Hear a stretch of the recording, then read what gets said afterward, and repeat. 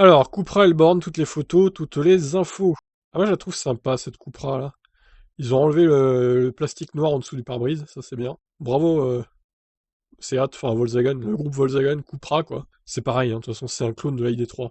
Cupra, la marque espagnole et sportive du groupe Volkswagen, présente la borne. Techniquement, elle ressemble fortement à la ID3, mais il y a un nouveau moteur de 170 kW. Au total, 4 combinaisons moteur-batterie sont proposées. Sans surprise, les deux variantes les moins chères sont reprises de l'ID3. Comme pour l'ID3, on commence avec le moteur arrière de 110 kW, petite batterie de 45 kWh. Au-dessus, on trouve un moteur arrière de 150 kW, 204 chevaux, et la batterie nette de taille moyenne 58 kWh.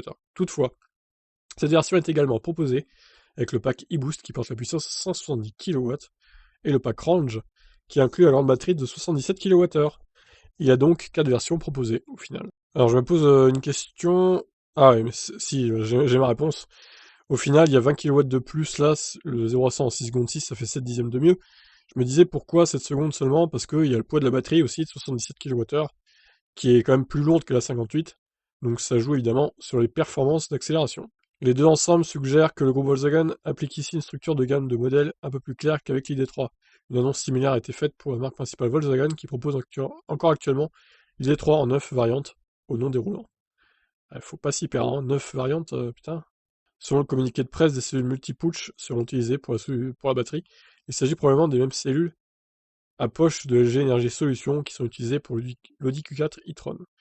Alors d'autres photos de la Cupra du coup. Le côté c'est vraiment une ID3 quoi. L'arrière un peu moins par contre.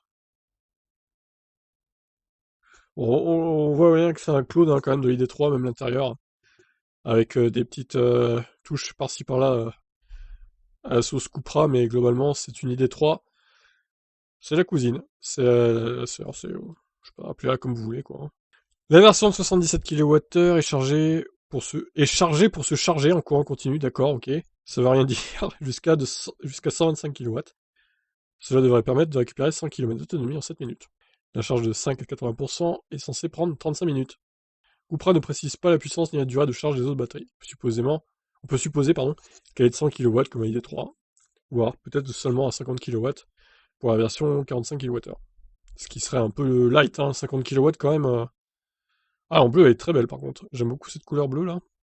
Les petites touches orange, bon, j'aime un peu moins, ça va pas trop avec le bleu. Mais le bleu en lui-même est très très joli. Dommage pour les touches orange.